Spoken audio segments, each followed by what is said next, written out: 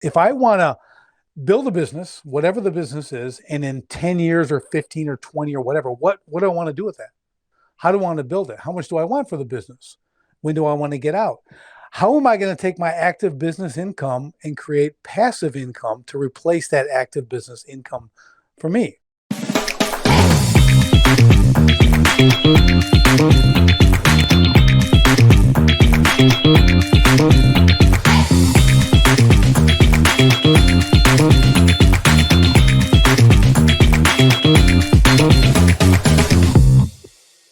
Well, just like that, we're into episode 2 of the Finally Marketing That Works podcast. Here in just a few moments, you're going to hear from a new friend of mine, Richard Walsh, and we're going to talk business, we're going to talk marketing, and I'm sure you guys are going to get a kick out of it. So stay tuned in just a few moments to hear Richard Walsh on the Finally Marketing That Works podcast.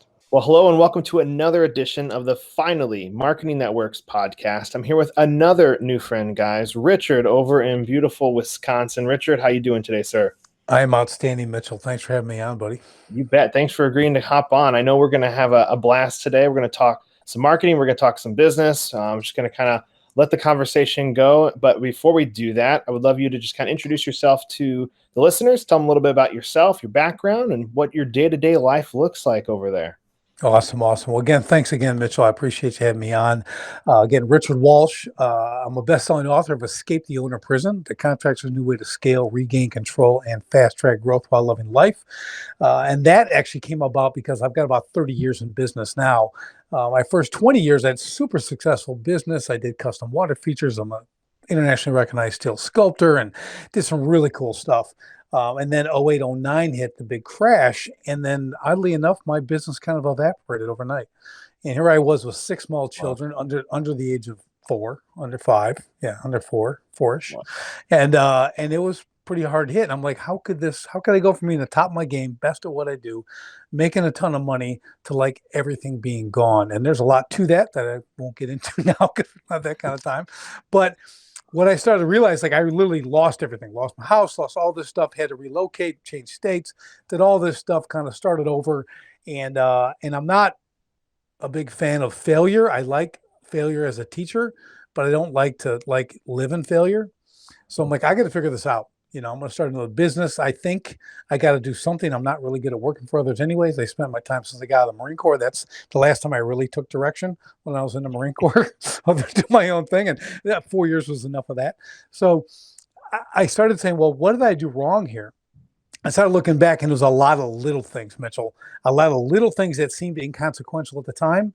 Like you just push stuff to the side of the desk, right? And that pile will get a little large, but we'll get to it. And I started to figure out all these little things I did wrong that culminated into a collapse, right? And you think you're just cruising, as a lot of us do. We work, even when we're making great money, we can keep going like it's never going to end. As I like to tell people, Mitchell, it always ends.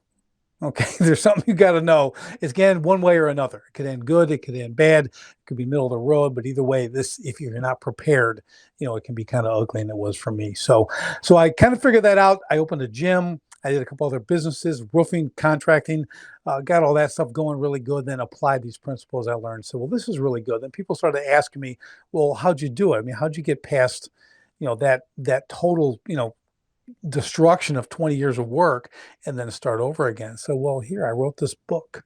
So I figured out people like me helping them, and I really enjoyed helping people like get their business dialed in and compress time. So I wanted to do was like save people like 10 years of cost, of misery, of frustration, because the thing that I didn't do, Mitchell, was I was not very good at asking for help. I mean, not very good is kind of an understatement. I didn't ask for help at all. Okay, I'm a Marine. I'm going to do this. I put my shoulder down. I'm going to drive through. And I got stuff done, and I did. It just took me twice as long and cost me twice as much. So I don't recommend people be like I was. I tell my kids that all the time. Don't be the old me. Okay, there's a lot better way. You want to compress that time. You want to get people to help you who have been where you want to go. That's what's important. Follow the people who have been where you want to go, because they've already been there. They're going to save you so much time and misery. It's incredible. So that launched my book. It got bestseller status in like 10 categories and stuff. That was awesome. Started the coaching business, started really helping people online, like really build their businesses and everything else. And that's been just a real joy for me. It's like that. I found that's like my favorite thing to do, is really help people with their businesses, because I love the entrepreneurial spirit. I love the drive to do something, but oftentimes, as the 96, 97% fail rate in 5 years shows, it's not enough. Yeah. Okay, we can all have a drive, we can have a passion, but you got to be able to put the pieces together correctly to get you to a sustainable place in your business. Then the ability to grow and scale your business where it's not you every day. My escape the owner prison refers to if I didn't open that door each day, the business didn't run. I had crews, I had an office manager. Finally, I did all that stuff, but it just wasn't going to run without me. If I left for a month, disaster. Yeah. If the economy crashed, disaster, right? Because I didn't have systems, I didn't have processes in place. I really didn't build a business to grow and scale. I was limited. I did very well, but I was actually very limited. I mean, I thought I was on top of the world, but that was just a lie I was telling myself. Man. Well, I know we're going to be able to pick apart this a lot because I got even some questions myself. It's something, the processes and all that is something I've been really focusing on the last year with my business, where as we started to grow and get to, you know, where we were, I was like, oh boy, this is getting more difficult because we didn't have things in place that I thought we were good until we scaled to a point where I was like, oh, we don't have a process for that. So the team and I are working on that. We ended up we're using a software now called ClickUp, which is just like a project management software, like a Basecamp. And it has been phenomenal to help us be organized and have a process where when this thing happens, this next thing happens. And that's been a huge time saver for us as a team. But to kind of rewind, one of the things you said that I wanted to touch on is like, okay, I think as humans, I think even men probably do it even more so. We don't like to ask for help a lot of times. And I know that I was like that when I was like first out of high school. So I don't want to ask for help. But then I got to a point where I realized, man, I don't have time to wait to figure it out myself for little things. So like if I go to the grocery store and I'm looking for something, I'm going to go ask somebody, where's the eggs? Where's the milk? Or where's the whatever? Because I don't want to just look around the whole store wasting 10 minutes, 15 minutes looking for it. And same thing with directions. I know they say men don't like to ask for directions. I will 100% stop and say, where's the, Chick-fil-A or where's the thing down the road? Because I'd rather not get lost. And then that creates more tension, or my wife doesn't like if I got lost. Thankfully, we got Google Maps now. But where do you think that comes from? Why do people, just anybody in general, why don't we like to ask for help? Where is that rooted from, and where did that come from, you think? That's rooted in pride. It really is. It's just I'm too proud. I mean, we're entrepreneurs, right? We're doers. We want to get things done. We're innovators, right? But that's us. So we take the credit for that. We tend to take the credit for that, and then we don't want to share. We don't want to help. We want to take all the credit. And I'm just being honest. It's not really a good way to go. But for me, it was definitely pride. Like I'm just too prideful to go tell someone I can't do this on my own. Hmm. Because I did a lot of hard stuff in my life on my own. So I figured this is the way you live. This I can beat my chest. I did this by myself, and everything else is really stupid. Okay. I mean, it's just, at least you figured it out a lot earlier than I did. You know what I mean? It took me 20 years to beat my head against the wall, to figure it out. And it took a total collapse for me to figure it out. Right. So sometimes you need that complete failure in order for you to look at and say, well, what have I done? Mm-hmm. So I think for me and a lot of people that I talk to and deal with, it is pride. I mean, especially I'm in the trades and service industry. So these are guys who build things. We make things. You know what I mean? We run crews, and they're not keyboard guys. These are guys with tools and climbing on roofs and doing stuff. These are hardcore guys. So you got this ego that's involved. So we'll go ego and pride. They kind of intermix, right? So it's that's where you start getting confused, and that's why you're afraid to ask. Man, what was that thing back 20 years ago? What was if you could go back and say, I wish I had asked for help with this one thing? Is there one thing that stands out to you? Go, oh man, if I just asked, I would have been in such a better place with that one thing. Yeah, and actually, a friend of mine, I got a lot of his great advice. I always tell people, I said I had friends who were big hitters. I mean, one of my clients was a billionaire, owned multiple sports teams. I mean, this guy, and he was the greatest guy ever. And he would give me advice, but I'm like, well, you're just a billionaire. What do I need your advice for? And I never take his advice, right? Because I was an idiot. I mean, that's how prideful I was, right? So my one friend said, because I was buying a lot of cash, very cash rich, and I'd buy a $50,000 piece of equipment because I can. I'd buy a $40,000 website and shut it down a week later. Okay, because I could. Okay, just dumb things, right? Really. And then he's, that $50,000 piece of equipment I could have rented for $700 a month seasonally. and giving it back. You know what I mean? I got it next season, but now I want it. I want to own it. It's mine. So he had said to me, because, you might, do you ever think about maybe you need a bean counter? And that's how what he called it. You really need someone to kind of look at what you're doing with your money. Just trying to be real nice. Cause again, I'm a little opposing, you know what I mean? So I don't take advice really well. I do now, but there's that time, we were good friends and he was a close friend, but he's still like, so that would have changed my entire business. That one thing, Mm. having someone who's not emotionally attached to your money making ability, to what you have, your surplus, whatever it is, and just says, here's what we're gonna do. Wait, whoa, you're gonna buy a what? You're not buying that. Okay. So you know what you could do? You can buy that, you can rent this for $700 a month, and we can take the other $49,000, you know what I mean, and actually do something to make more money with it. Right. Yeah. And I learned all that stuff. So that would be the one thing I would say, Mitchell, for sure. Okay. No, well, I think that's a good. So it sounds like everybody needs either a really good executive assistant or a really good financial advisor on their team to help them guide them through those decisions. It sounds like for scaling. So I know we kind of talked beforehand of scaling a company, and you're really good at that and advising people on how to do that. I'd love to just kind of get some tidbits from you. What is one of those pieces that you coach people on, or you give advice for somebody who's wanting to scale their company? What are some of those things they need to do? Well, a couple of things. Like in my book, I go 0 to a million, million to 5 million, 5 million to 10 million. Okay. Because there's things that have to be in place before you get to each position. I always tell people 0 to a million, I can do that all by myself. Most people can do 0 to a million by themselves. Some people think that's a lot, but it's really not. Right. You're working hard, you're wearing every hat, you can make it happen. But you hit the $2 and $3 million mark, you're not doing that by yourself. Right. So now systems, process have to be in place. You need a team. You start to build that. You hit the 5, going towards 10. There's no way you're doing that stuff by yourself. So the number one thing that I tell people, whether they're starting a business or they've been in for 5 or 10 years, is exit strategy. That's the number one thing they need. And they're looking like, what? I go, if you don't know where you're going, how are you going to get there? We talk about the map thing, right? So you got to know where you're going. So if we start with the end in mind and reverse engineer that, that's critical. If I want to build a business, whatever the business is, and in 10 years or 15 or 20 or whatever, what do I want to do with that? How do I want to build it? How much do I want for the business? When do I want to get out?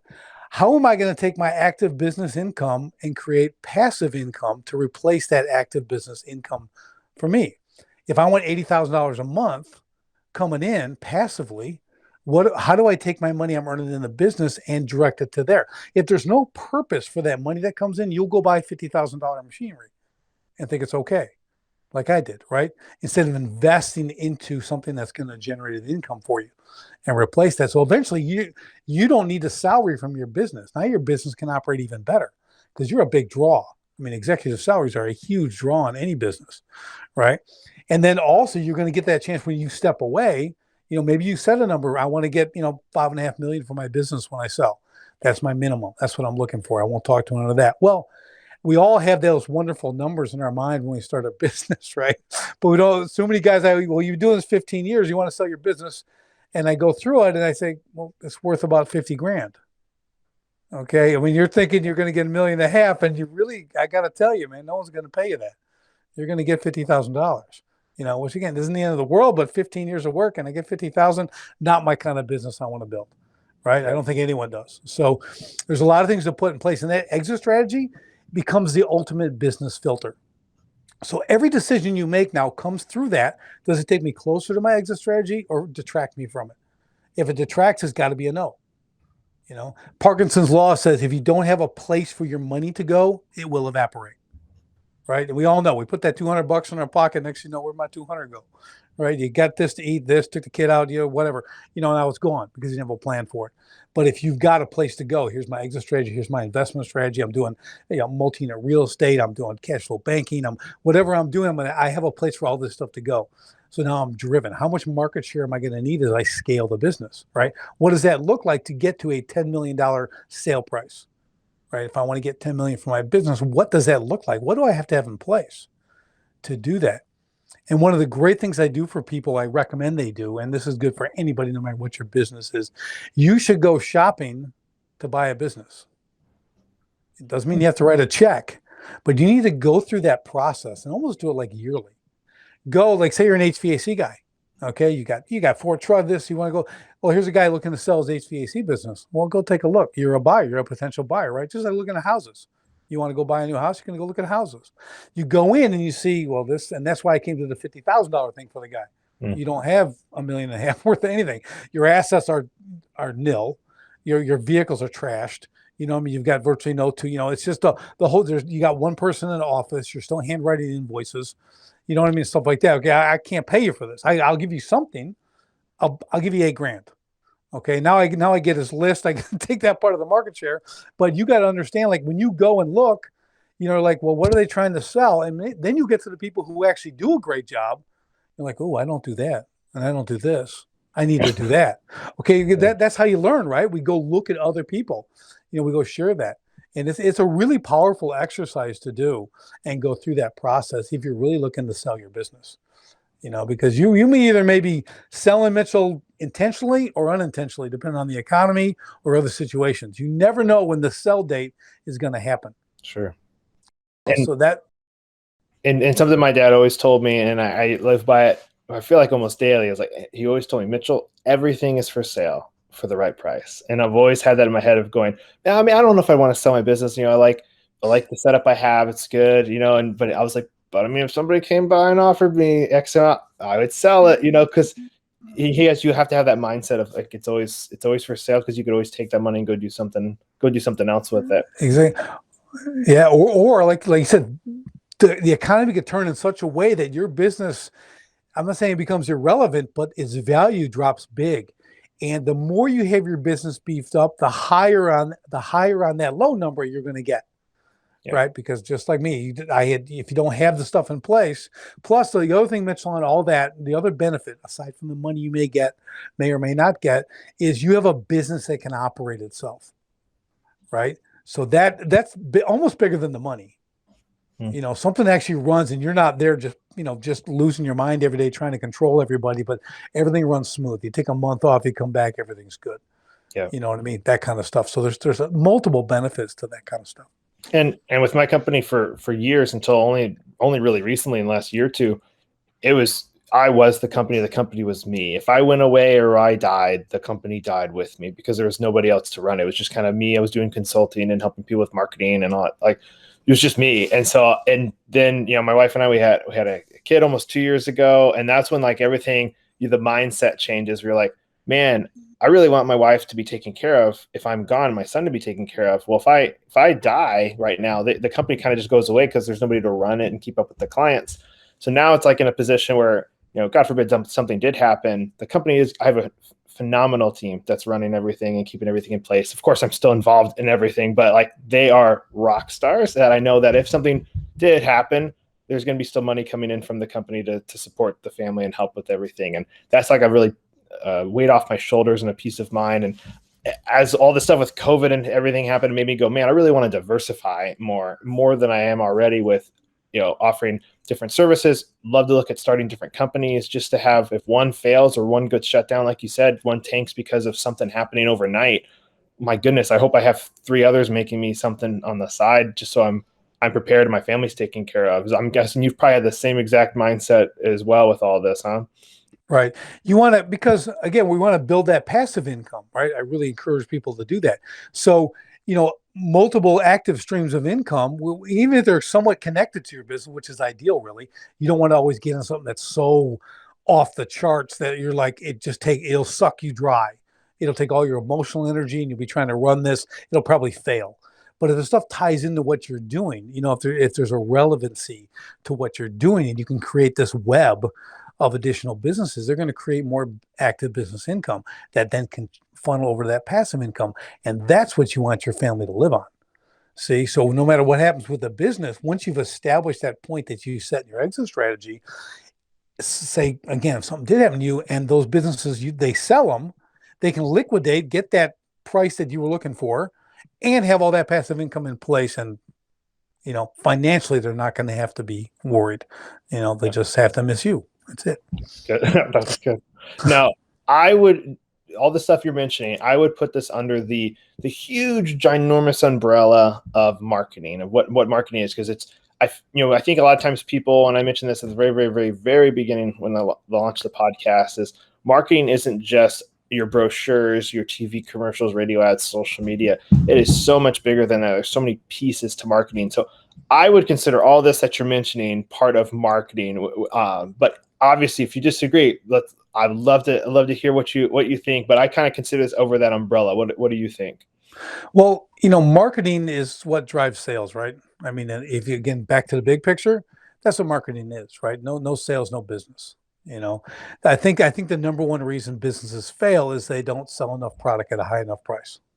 Mm. Okay, really simple. I mean, it's kind of if you're not out selling, you're not making any money. So they got to do that. So marketing, like me, I know a lot about marketing, Mitchell, but I'm terrible at marketing. Okay. So, I learn, I study, but I don't get good at it because my own head gets in the way. Sure. So I have to hire people who are into marketing because I don't think like the average person. That's my problem. I'm very my thought process is so unusual that I can't market to people. I'm Mm. like, you're kidding. And here, I'll sum it up in one sentence. You kidding? People believe that? I mean, that's like what I usually say. And I'm just, so there's this cynicism and everything else in there. So it makes me an awful marketer, right? I can write great copy. I can do stuff like that. And I'm a good writer and everything, but marketing to me, I'm fascinated by it. Mm. Okay. I'm fascinated by those who do it well. Right. And there's a lot of marketers out there, as you know. Okay. And some people just take money and do a few posts and you get no results. There's other guys who, it doesn't matter what they charge, they kill it.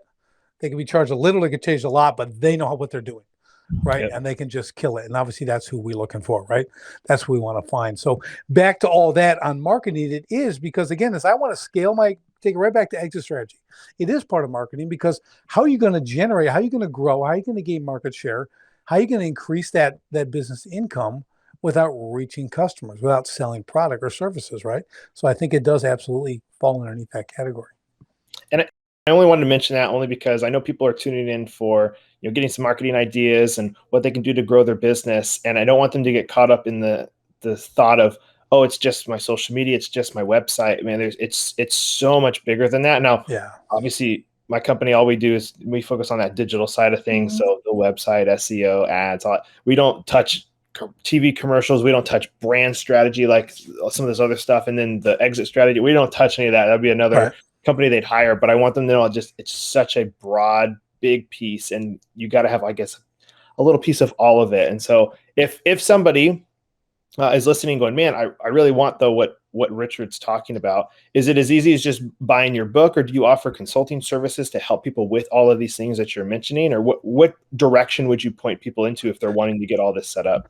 Yeah, I've got the ETOP Academy. ETOP's for Escape the Owner Prison, and people, of course, the book's great. It's going to give you a general path, right? It's going to show you those scaling levels: 0 to million, million to 5, 5 to 10, and you're going to understand what you have to have in place. Because, like you're saying, marketing it's complicated and it's very multifaceted.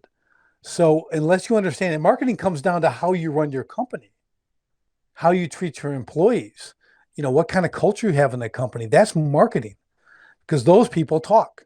Everyone who works for you talks one way or another about your business. They can talk good, they can talk bad, right? That's what they do. They could be punching the clock and hoping to get to next Friday, or they could love showing up early and staying late, whatever the case. But that's all part of marketing. So in our academy, we teach all that.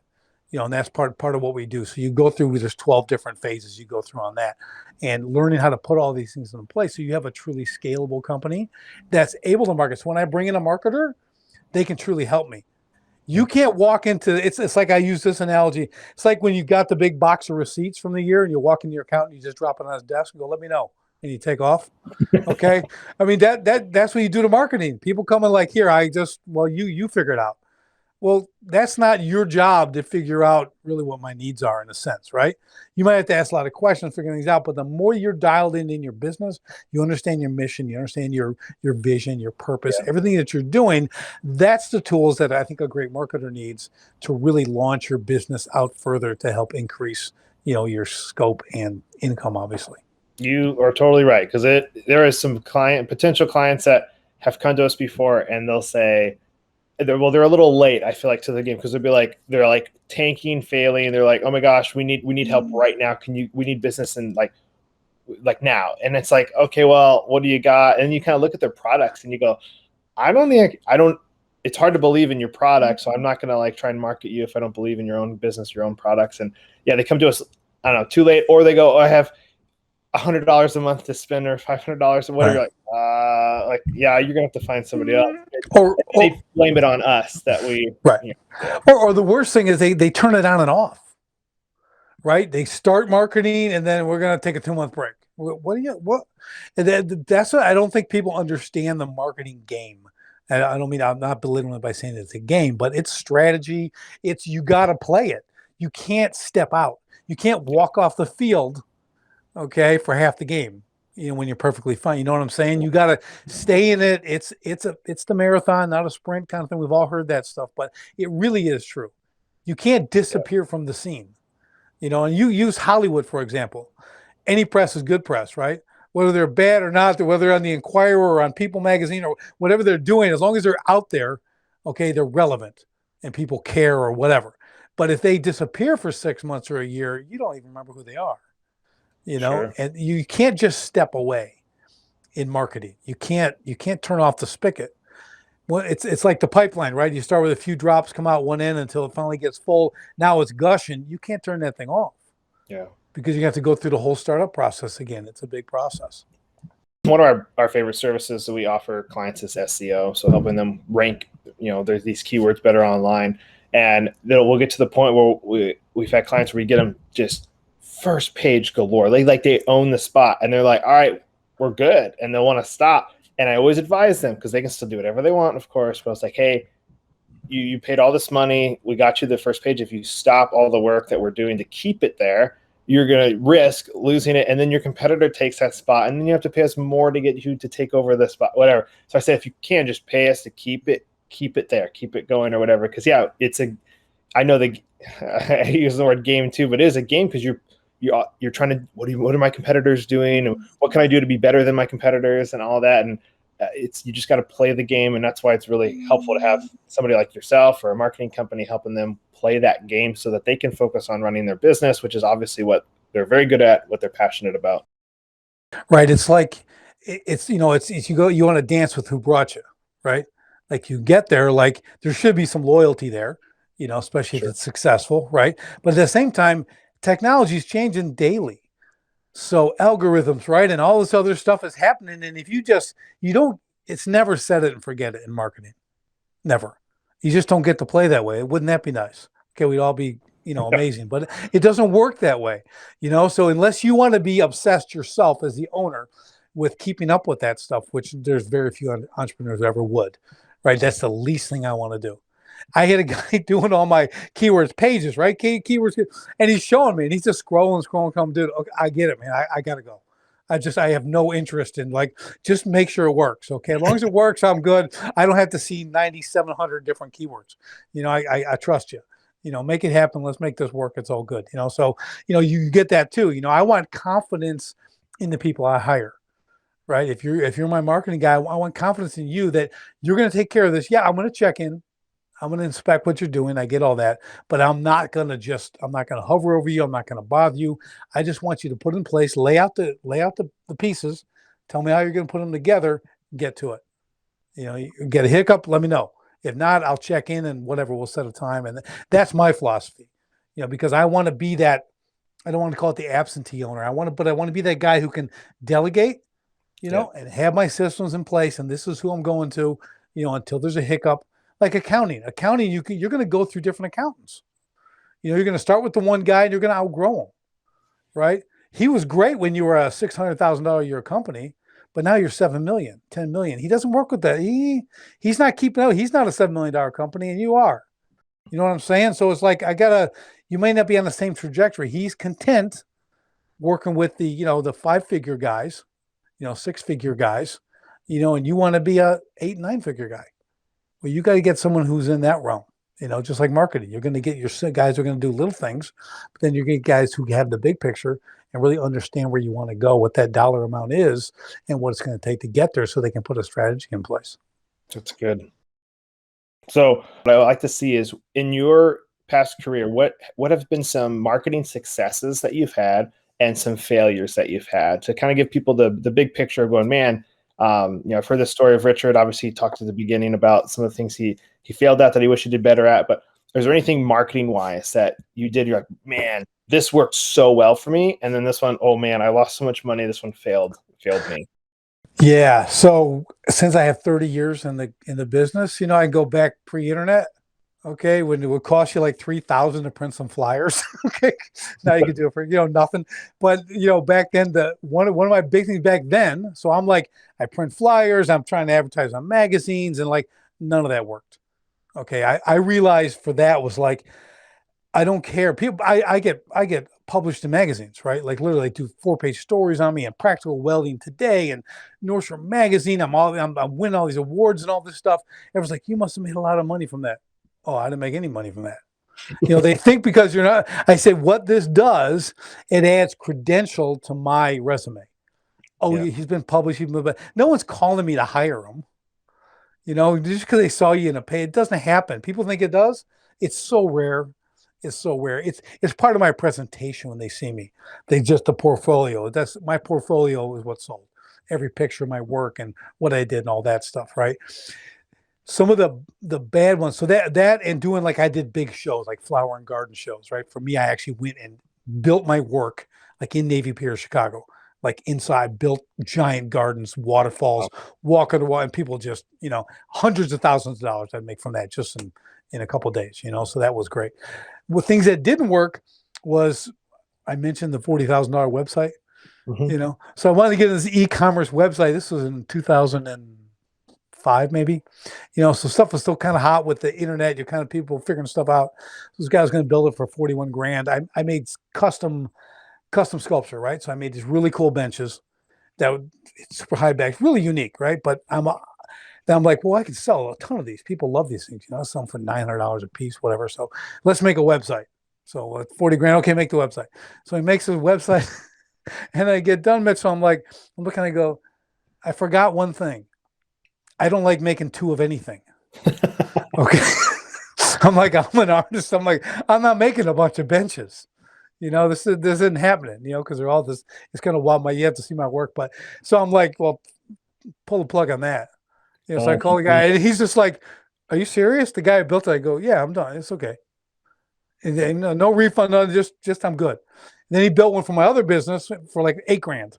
So I had almost 50 grand in this stupid website stuff that really didn't do much for me. So you got to be careful what you can do and what you should do. Hmm. Right? There's a difference.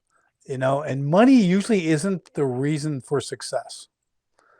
You can throw 40 grand at a website and look what happens. And honestly, I don't think that would have produced anyways. But that's here nor there. That was a long time ago. But so I would say that on the, just really be careful what you're allocating, for you to do. Again, it goes back to your exit strategy too, Mitchell, is understanding where you're going to go, why you want to get there, how you're going to get there. All that plays into making the correct marketing decisions. I think it's a big part of it because you can run those decisions through that filter, right? So you give me your strategy and I say, okay, well, look at that fits.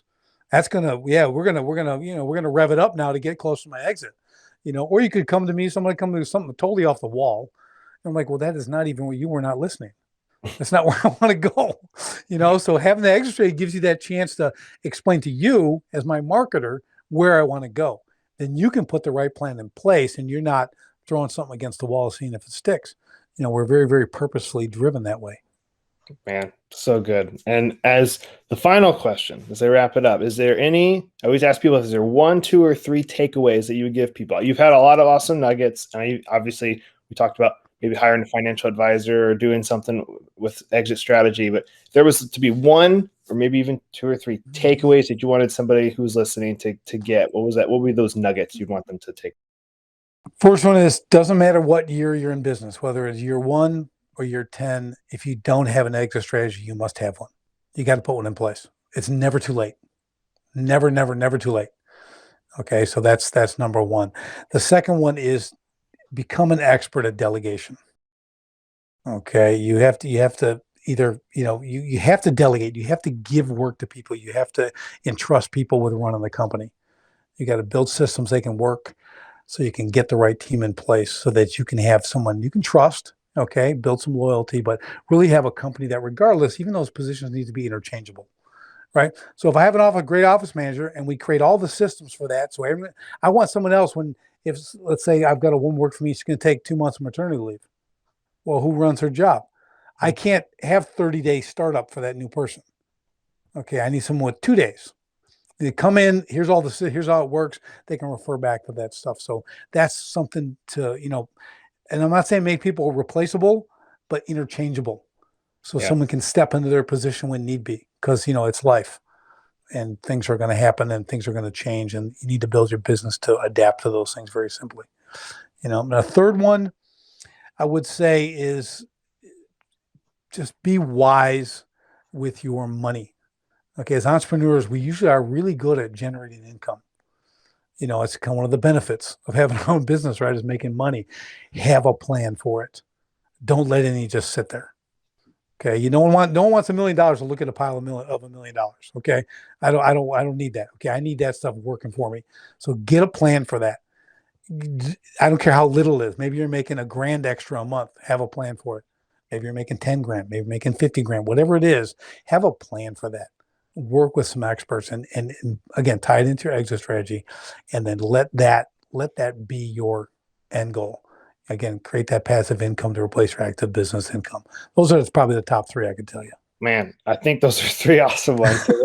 Richard, thank you. The listeners, obviously take those to heart. Those are all good ones. I think that if you can put even just one of those honestly into place, you're going to be a better ahead than a lot of your competitors. So Richard, thank you so much for your time today, for tuning in and sharing your value and your knowledge and some of the failures you've had over the years so that we can hopefully keep those from happening. I appreciate your time so much today. Love it. Thank you for having me, Mitchell. Appreciate it. You bet. Well, a huge shout out to Richard Walsh for hopping on this second episode of the podcast with me. I had a blast interviewing him, and I hope you guys were able to take at least one or two things away from what he was able to share with us today. We're going to interview way more guests, and I hope you guys will tune in every week to learn more and enjoy this marketing journey with us. We'll see you next time.